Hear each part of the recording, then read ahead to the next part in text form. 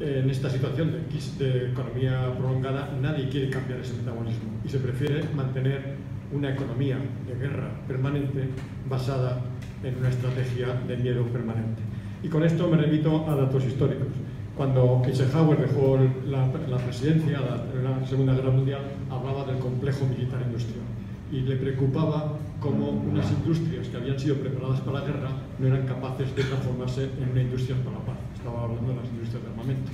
Pues bien, hace unos meses, el presidente Obama, también al final de su mandato, daba una entrevista a la revista Atlantic Review, a la periodista Jeffrey Goldberg, y hablaba lo que alguien ha llamado también la doctrina Obama, cómo había dice, la mayor dificultad que yo tuve para no, por así decirlo, declarar la guerra en Siria y con aquel ultimátum que dio sobre la autorización de armamento químico, la tuve en mi propio staff.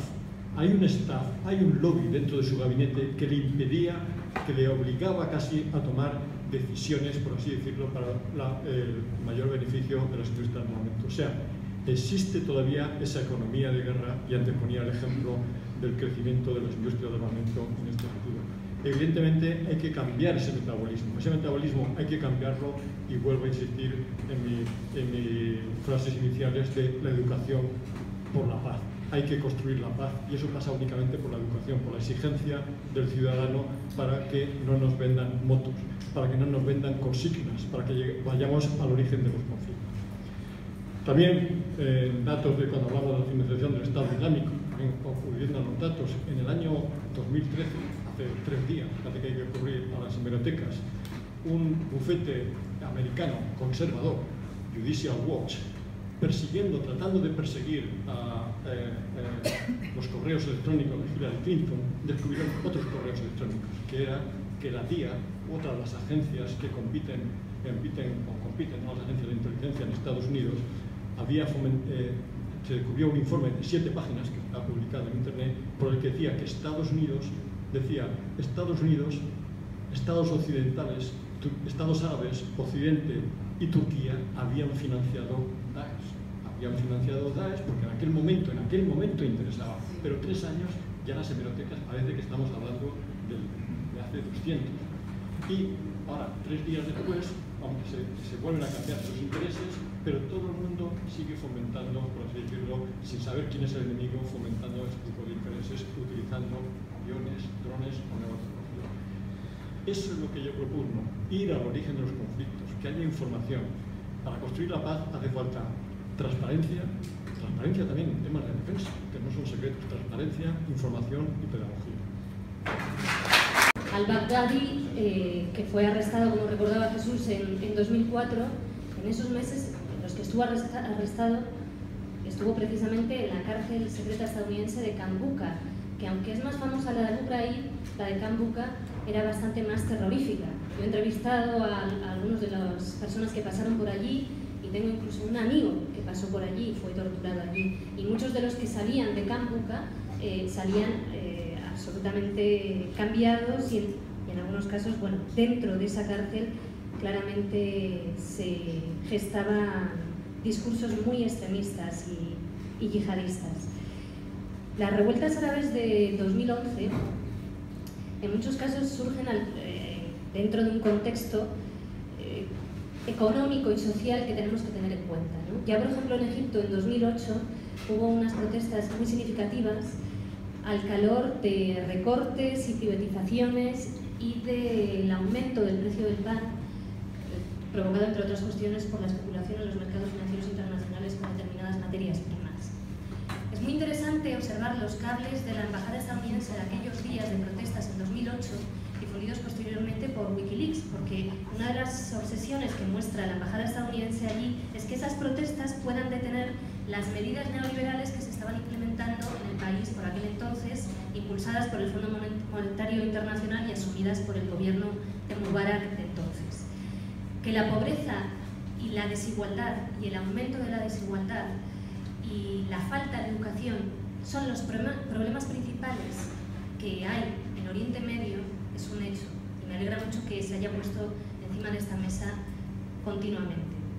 Frente a ellos, ¿cuál va a ser la apuesta de la que se llama la comunidad internacional? parece ser que no gustaron esas revueltas, esas protestas que exigían libertad, mayor democracia y un cambio en las políticas económicas de esos países, porque ese cambio se exigió claramente en las calles en Túnez y en Egipto. Aquello fracasó y de nuevo, una vez más, como si la historia se repitiera una y otra vez en Oriente Medio, se está agitando el fantasma del yihadismo para perpetuar, para defender la perpetuación de determinadas dictaduras en la región. Y eso está pasando una vez más. Y a nadie parece importarle demasiado, y ahora hablo de los medios de comunicación respondiendo a lo que pasó en 2013 con el golpe de Estado en Egipto, en el que además, al calor de ese golpe de Estado, se asesinaron a miles de personas en las calles en muy pocos días. Y eso pasó prácticamente desapercibido.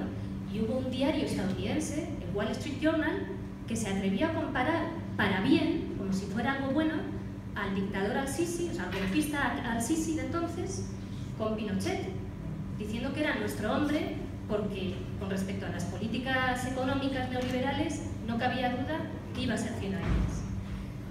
Con respecto a los medios de comunicación, ya de por sí, a lo que se llama noticia, es un poco perverso, ¿no? Porque lo que pasa todos los días no es noticia.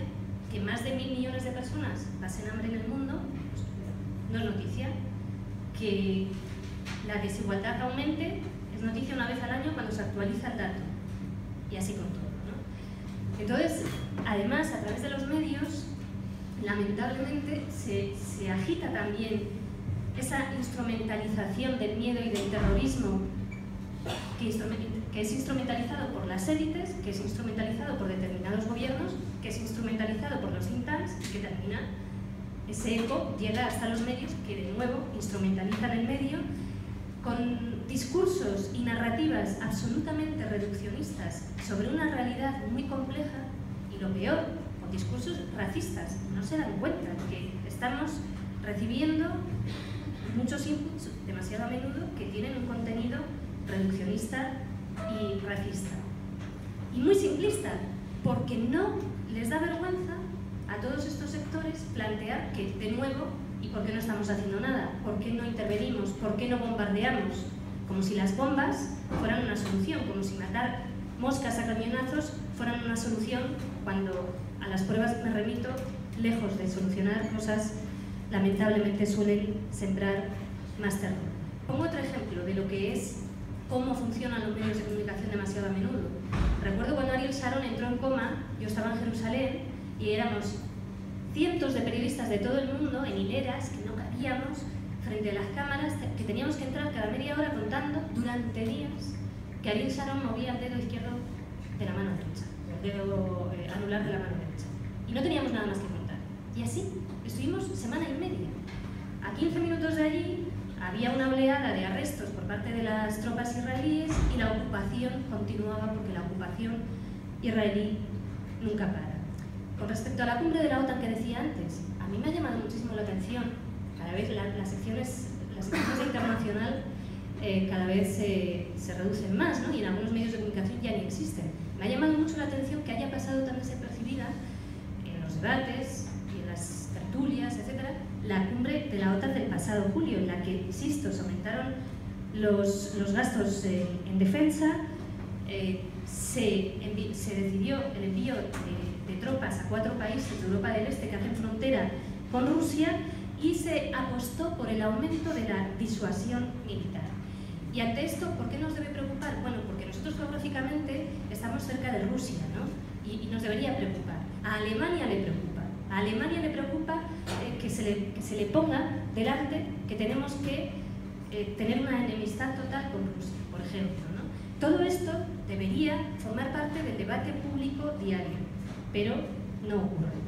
Consistente en decir, para llegar al poder hay que primero hacer un enorme trabajo de acumulación de fuerza en lo social, luchas, manifestaciones, huelgas, movimientos sociales, resistencia al poder, y ese enorme trabajo de acumulación de fuerza en lo social. Creo que otro elemento clave a la hora de repensarnos y de entendernos desde el origen es que, así como al principio decía, ojo, Ahora cuando nos pensamos nos tenemos que pensar desde fuera también, y el fuera no es distinto a nosotros, sino que está manchado de nosotros ya. Es que desde el principio Podemos se pensó, se concibió a sí mismo sin necesidad casi de decirlo, pero desde la perspectiva de la victoria.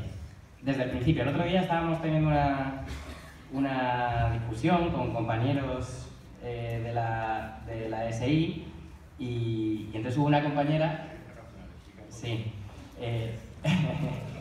Y hubo una compañera que dijo, no, estamos hablando, dijo, porque cuando ganamos las europeas no sé qué. Y entonces nos quedamos así, y es una realidad. O sea, que es que las percepciones, cuando se adquieren cuerpo, tienen mucha más fuerza que los hechos en ocasiones. Las elecciones europeas las ganamos con un 8% de los votos. Las ganamos por la sorpresa, pero las ganamos por el relato. Las ganamos por la convicción. Claro. O sea, lo que dio miedo de nosotros nunca fue nuestro programa. Los programas nunca dan miedo. Lo que dio miedo de nosotros fue una ética de la victoria que estaba presente desde el inicio. Esa convicción profunda, esa certeza inquebrantable de que el futuro nos pertenece. De que cuando decimos vamos a heredar nuestro país, y además esa especie de arrojo.